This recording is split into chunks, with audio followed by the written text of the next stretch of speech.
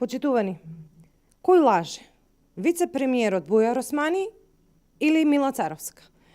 Дали Царовска намерно пласира лажни вести и давала несрекни изјави или директорите на Фондот за пензиско и инвалидско осигурување од ДУИ злоупотребувале десетици милиони евра? Кој ќе понесе одговорност за манипулациите во јавноста? Дали Царовска ќе одговори за лажно пријавување и ќе се повлече од функцијата, или Бујар Османи ќе си даде оставка од вице-премиерската позиција за попречување и влијание врз истрагата која треба да се води против функционерите на ДУИ? Секој ден станува се појасно зошто Македонија е последна во Европа во однос на борбата против корупција и зошто држави како Свазиленд, Лесото или Руанда треба да ни бидат пример за правна држава.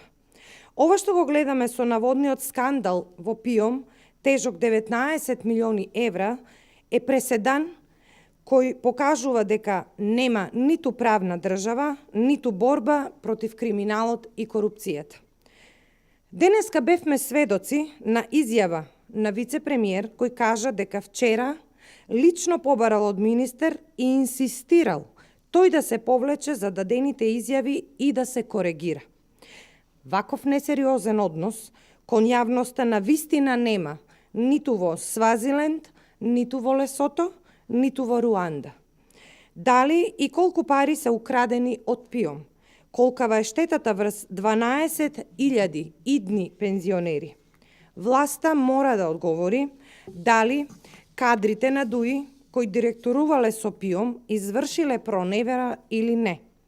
Која е одговорноста на Фросина Ременски и Мила Царовска, кои веќе 3 години збирно министеруваат со МТСП?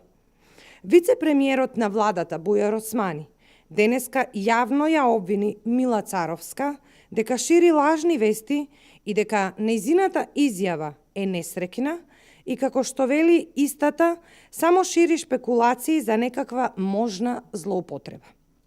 Османи, спротивно на Царовска, вели дека не станува збор за никаква злоупотреба на средства и најави пријави за сите политичари и медиуми за лагите кои се изнесени.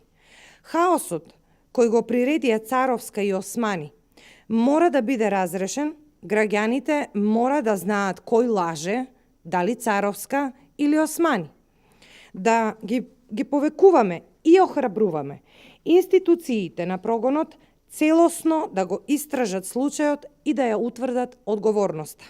Доколку се утврди дека Царовска ги лажала граѓаните, таа мора да се соочи со кривична пријава за лажно пријавување и итно да си поднесе оставка за лажење на јавноста со цел за амајување и добивање на ситни политички поени.